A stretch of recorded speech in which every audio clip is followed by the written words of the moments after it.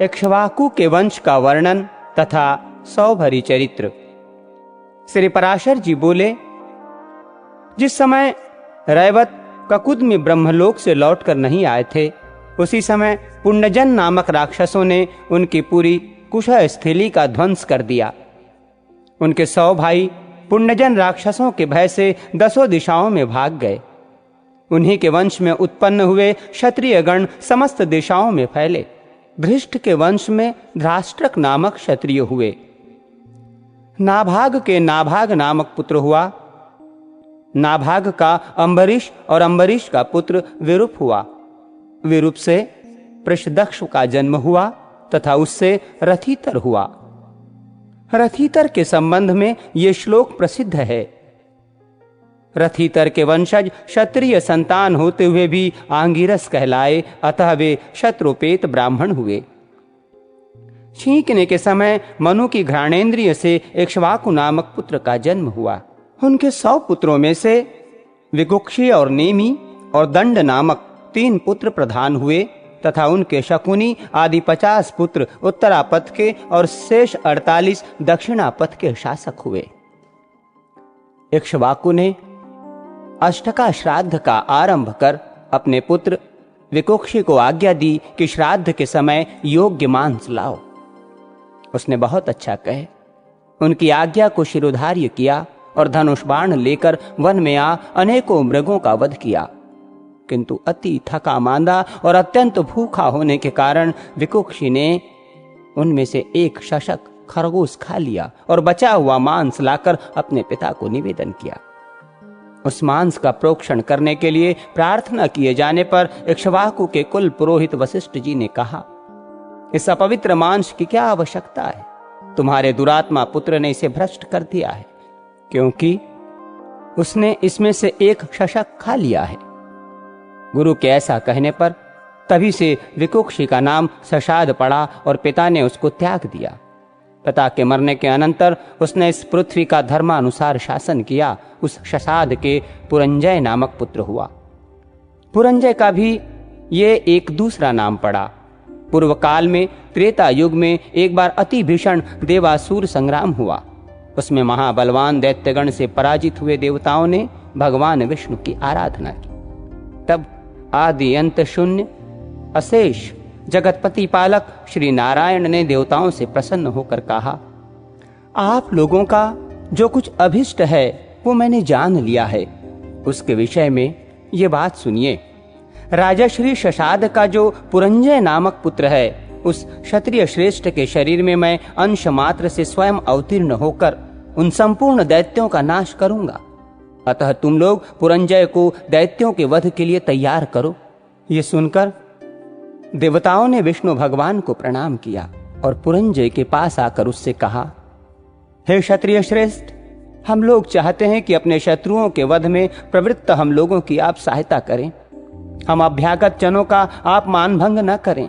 ये सुनकर पुरंजय ने कहा, ये जो त्रैलोक के नाथ शतक्रतु आप लोगों के इंद्र हैं, यदि मैं इनके कंधे पर चढ़कर आपके शत्रुओं से युद्ध कर सकूं तो आप लोगों का सहायक हो सकता हूं। ये सुनकर समस्त देवगण और इंद्र ने बहुत अच्छा ऐसा कहकर उनका कथन स्वीकार कर लिया। फिर वृषभ रूपधारी इंद्र की पीठ पर चढ़कर चराचर रूपी भगवान अच्युत के तेज से परिपूर्ण होकर राजा पुरंजय ने रोष पूर्वक सभी दैत्यों को मार डाला। उस राजा ने बैल के ककुद कंधे पर बैठकर दैत्य सेना का वध किया था, अतः उसका नाम कुकुत्सथ पड़ा। कुकुत्सथ के अनेना नामक पुत्र हुआ। अनेना के पृथु, पृथु के विष्टराक्ष, उनके चांद्र यवनाक्ष तथा उस चांद्र यवनाक्ष के शावस्तु नामक पुत्र हुआ, जिसने शाश्वती पुरी बसाई थी। शावस्त के बृहदक्ष तथा बृहदक्ष के कुलयाक्ष का जन्म हुआ, जिसने वैष्णव तेज से पूर्णता लाभ कर अपने 21 सहस्र पुत्रों के साथ मिलकर महर्षि उदक के अपकारी धुंधु नामक दैत्य को मारा था। अतः उनका नाम धुंधुमार हुआ। उनके सभी पुत्र धुंधु के मुख से निकले हुए निश्वासाग्नि से जलकर मर गए। उनमें केवल दृढ़ाक्ष, चंद्राक्ष और कपिलाक्ष ये 3 ही बचे थे। दृढ़राक्ष से हर्यश्व, हर्यश्व से निकुंभ, निकुंभ से अमिताश्व, अमिताश्व से कृशाश्व, कृशाश्व से प्रसेनजीत और प्रसेनजीत से युवनाक्ष का जन्म हुआ। युवनाक्ष निसंतान होने के कारण खिन्न चित्त से मुनीश्वरों के आश्रमों में रहा करता था। उसके दुख से द्रव्यभूत होकर दयालु मुनिजनों ने उसके पुत्र उत्पन्न होने के लिए यज्ञानुष्ठान किया। आधी रात के समय उस यज्ञ के समाप्त होने पर मुनिजन मंत्रपूत जल का कलश वेदी में रखकर सो गए।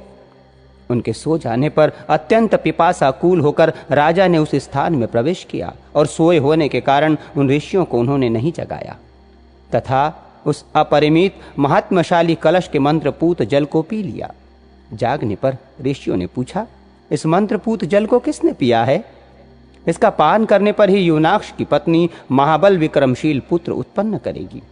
ये सुनकर राजा ने कहा, मैंने ही बिना जाने ये जल पी लिया है। अतः युवनाक्ष के उदर में गर्भ स्थापित हो गया और क्रमशः बढ़ने लगा। यथा समय बालक राजा की दाईं कोख फाड़ कर निकल आया, किंतु इससे राजा की मृत्यु नहीं हुई।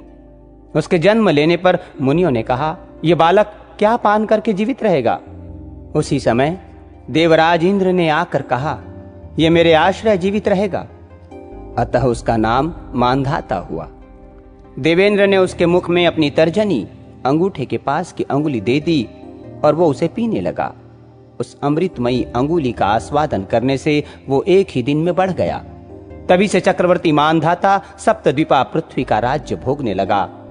इसके विषय में यह श्लोक कहा जाता है, जहां से सूर्य उदय होता है और जहां अस्त होता है वो सभी क्षेत्र युवनाक्ष के पुत्र मानधाता का है।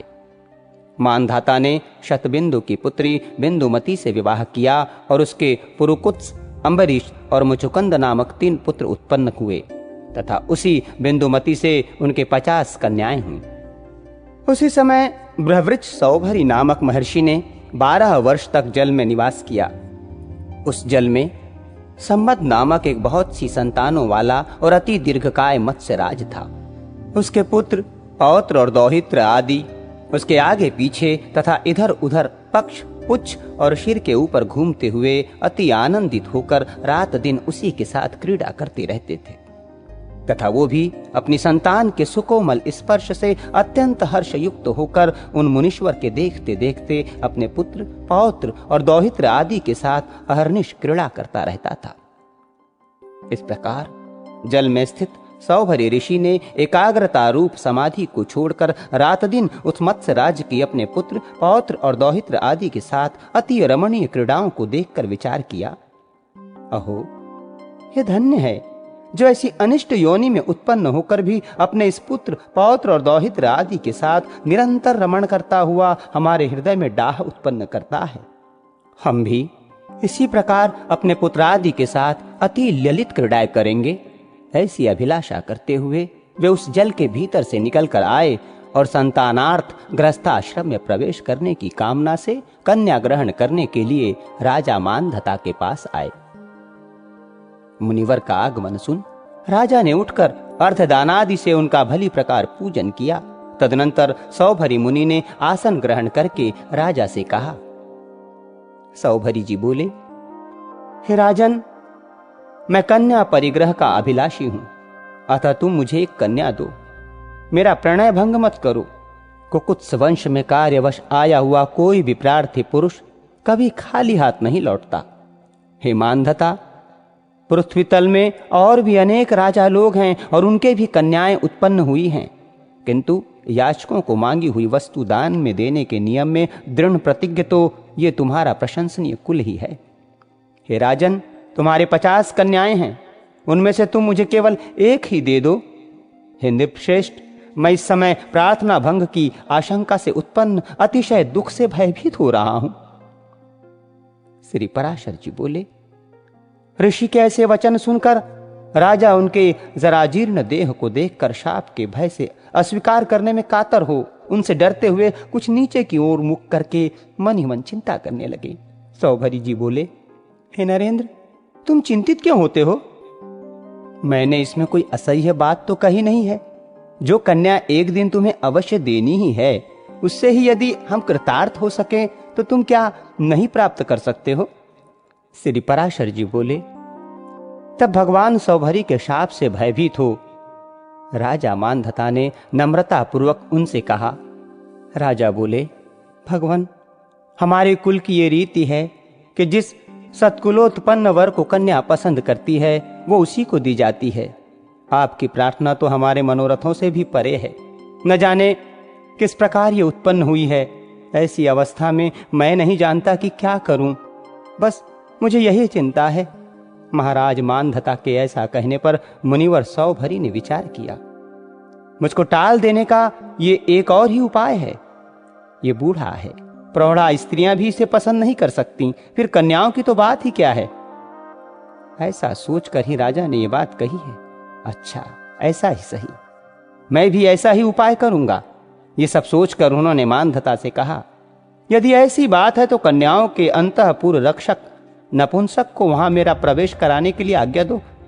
यदि कोई कन्या ही मेरी इच्छा करेगी तो ही मैं स्त्री ग्रहण करूंगा, नहीं तो इस ढलती अवस्था में मुझे इस व्यर्थ उद्योग का कोई प्रयोजन नहीं है। ऐसा कहकर वे मौन हो गए। तब मुनि के शाप की आशंका से मानधता ने कन्याओं के अंतःपुर रक्षक को आज्ञा दे दी। उसके साथ अंतःपुर में प्रवेश करते हुए भगवान सौभरी ने अपना रूप सकल सिद्ध और गंधर्व गण से भी अतिशय मनोहर बना लिया। उन ऋषिवर को अंतःपुर में ले जाकर अंतःपुर रक्षक ने उन कन्याओं से कहा, तुम्हारे पिता महाराज मानधता की आज्ञा है कि ये ब्रह्मर्षि हमारे पास एक कन्या के लिए पधारे हैं और मैंने इनसे प्रतिज्ञा की है कि मेरी जो कोई कन्या श्रीमन को वरण करेगी उसकी स्वच्छंदता में मैं किसी प्रकार की बाधा नहीं डालूंगा। ये सुनकर उन सभी कन्याओं ने युद्धपति गजराज का वरण करने वाली हथनियों के समान अनुराग और आनंद पूर्वक अकेली मैं ही वरण करती हूँ ऐसा कहते हुए उन्हें वरण कर लिया। वे परस्पर कहने लगी, अरे बहनों, व्यर्थ चेष्टा क्यों करती हो? मैं इनका वरण करती हूँ, ये तुम्हारे अनुरूप है भी नहीं। विधाता ने ही मेरा भर्ता और मुझे इनकी भारिया बनाया है, अतः तुम शांत हो जाओ। अंतःपुर में आते ही सबसे पहले मैंने ही इन्हें वरण किया था, तुम क्यों मरी जाती हो? इस प्रकार मैंने वरण किया है, पहले मैंने वरण किया है, ऐसा कह कहकर उन राजकन्याओं में उनके लिए बड़ा कलह मच गया। जब उन समस्त कन्याओं ने अतिशय अनुरागवश उन अनिंद कीर्ति मुनिवर को वरण कर लिया तो कन्या रक्षक ने नम्रता पूर्वक राजा से संपूर्ण वृत्तांत ज्यों का त्यों कह सुनाया। श्री पराशर जी बोले, ये जानकर राजा ने ये क्या कहता है, ये कैसे हुआ, मैं क्या करूं, मैंने क्यों उन्हें अंदर जाने के लिए कहा था? इस प्रकार सोचते हुए अत्यंत व्याकुल चित्त से इच्छा न होते हुए भी जैसे तैसे अपने वचन का पालन किया और अपने अनुरूप विवाह संस्कार के समाप्त होने पर महर्षि सौभरी उन समस्त कन्याओं को अपने आश्रम पर ले गए।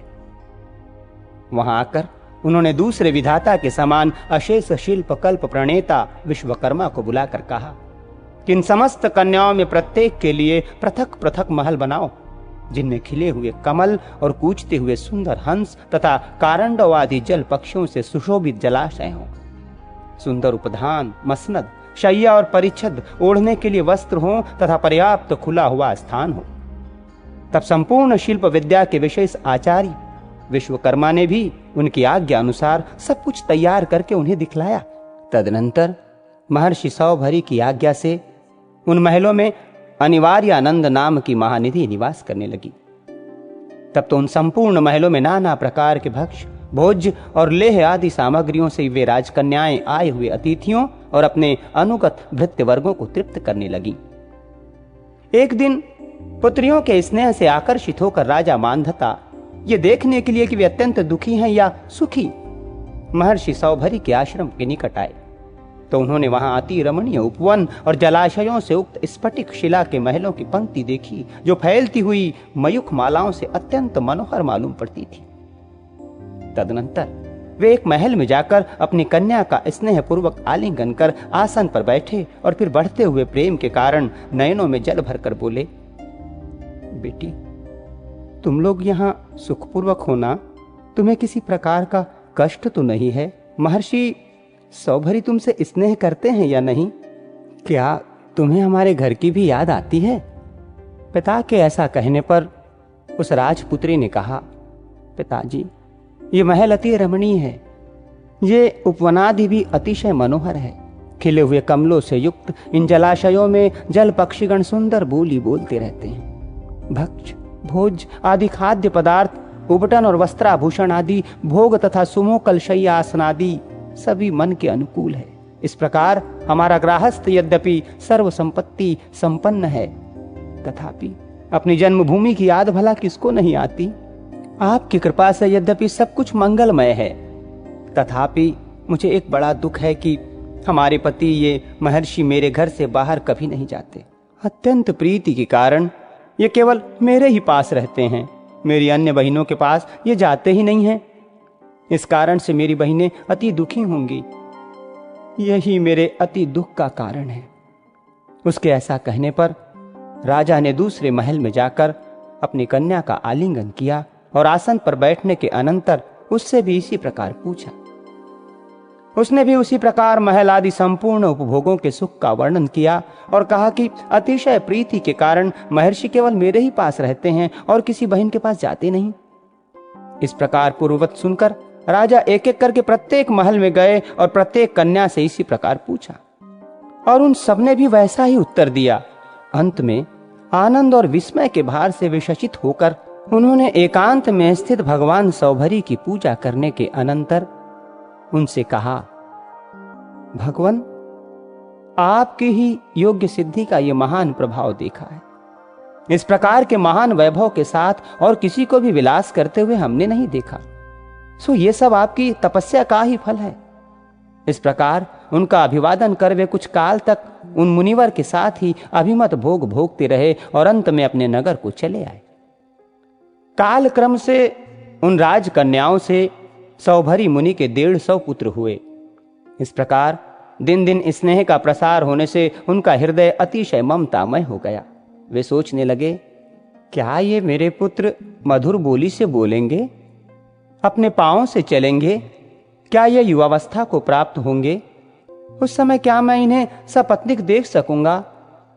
फिर क्या इनके पुत्र होंगे और मैं इन्हें अपने पुत्र पौत्रों से युक्त देखूंगा? इस प्रकार काल क्रम से दिनानुदिन बढ़ते हुए इन मनोरथों की उपेक्षा कर वे सोचने लगे, अहो मेरे मोह का कैसा विस्तार है। इन मनोरथों की तो हजारों लाखों वर्षों में भी समाप्ति नहीं हो सकती। उनमें से यदि कुछ पूर्ण भी हो जाते हैं तो उनके स्थान पर अन्य नए मनोरथों की उत्पत्ति हो जाती है। मेरे पुत्र पैरों से चलने लगे, फिर वे युवा हुए, उनका विवाह हुआ तथा उनके संतानें हुई। ये सब तो मैं देख चुका हूं, किंतु अब मेरा चित्त उन पौत्रों के पुत्र जन्मों को भी देखना चाहता है। यदि उनका जन्म भी मैंने देख लिया तो फिर मेरे चित्त में दूसरा मनोरथ उठेगा, और यदि वो भी पूरा हो गया तो अन्य मनोरथों की उत्पत्ति को ही कौन रोक सकता है। मैंने अब भली प्रकार समझ लिया है कि मृत्यु पर्यंत मनोरथों का अंत तो होना ही नहीं है, और जिस चित्त में मनोरथों की आसक्ति होती है वो कभी परमार्थ में लग नहीं सकता। अहो मेरी वो समाधि जलवास के साथी मत्स्य के संग से अकस्मात नष्ट हो गई, और उस संग के कारण ही मैंने स्त्री और धन आदि का परिग्रह किया, तथा परिग्रह के कारण ही अब मेरी तृष्णा बढ़ गई है।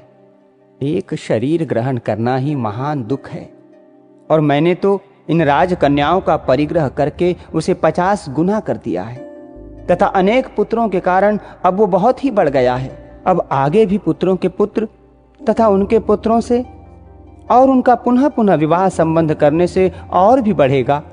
ये ममता रूप विवाह संबंध अवश्य बड़े ही दुख का कारण है। जलाशय में रहकर मैंने जो तपस्या की थी उसकी फल स्वरूपा ये संपत्ति तपस्या की बाधक है। मत्स्य के संग से मेरे चित्त में जो पुत्र आदि का राग उत्पन्न हुआ था उसी ने मुझे ठग लिया। निसंगता ही यतियों को मुक्ति देने वाली है। संपूर्ण दोष संगत से ही उत्पन्न होते हैं। संग के कारण तो योगारूढ़ यति भी पतित हो जाते हैं, फिर मंद गति मनुष्यों की तो बात ही क्या है। परिग्रह रूपी ग्राह ने मेरी बुद्धि को पकड़ा हुआ है। इस समय मैं ऐसा उपाय करूंगा जिससे दोषों से मुक्त होकर फिर अपने कुटुंबियों के दुख से दुखी ना हूं। अब मैं सबके विधाता, अचिंत्य रूप, अणु से भी अणु और सबसे महान सत्व एवं तमः स्वरूप तथा ईश्वरों के भी ईश्वर भगवान विष्णु की तपस्या करके आराधना करूंगा। उन संपूर्ण तेजों में सर्वस्वरूप, अव्यक्त, विस्पष्ट शरीर अनंत श्री विष्णु भगवान में मेरा दोष रहित चित्त सदा निश्चल रहे, जिससे मुझे फिर जन्म ना लेना पड़े। जिस सर्वरूप अमल अनंत सर्वेश्वर आदि मध्य शून्य से पृथक और कुछ भी नहीं है, उस गुरुजनों के भी परम गुरु भगवान विष्णु की ही मैं शरण लेता हूं। श्री पराशर जी बोले, इस प्रकार मन ही मन सोचकर सौभरी मुनि पुत्र गृह आसन परिच्छद आदि संपूर्ण पदार्थों को छोड़कर अपनी समस्त स्त्रियों के सहित वन में चले गए। वहां वानप्रस्थों के योग्य समस्त क्रियाकलापों का अनुष्ठान करते हुए संपूर्ण पापों का क्षय हो जाने पर तथा मनोवृत्ति के राग द्वेषहीन हो जाने पर आहवनी आदि अग्नियों को अपने में स्थापित कर सन्यासी हो गए। फिर भगवान में आसक्त हो संपूर्ण कर्म कलाप का त्याग कर परमात्म परायण पुरुषों के अच्युत पद मोक्ष को प्राप्त किया, जो अजन्मा अनादि अविनाशी विकार मरणादि धर्मों से रहित इंद्रियादियों से अतीत तथा अनंत है। इस प्रकार मानधाता की कन्याओं के संबंध में मैंने इस चरित्र का वर्णन किया है। जो कोई इस सौभरी चरित्र का स्मरण करता है अथवा पढ़ता पढ़ाता है, सुनता सुनाता है, धारण करता कराता, लिखता लिखवाता है तथा सीखता सिखाता है अथवा उपदेश करता है, उसके 6 जन्मों तक दुह संतति, असधर्म और वाणी अथवा मन की कुमार्ग में प्रवृत्ति तथा किसी भी पदार्थ में ममता नहीं होती।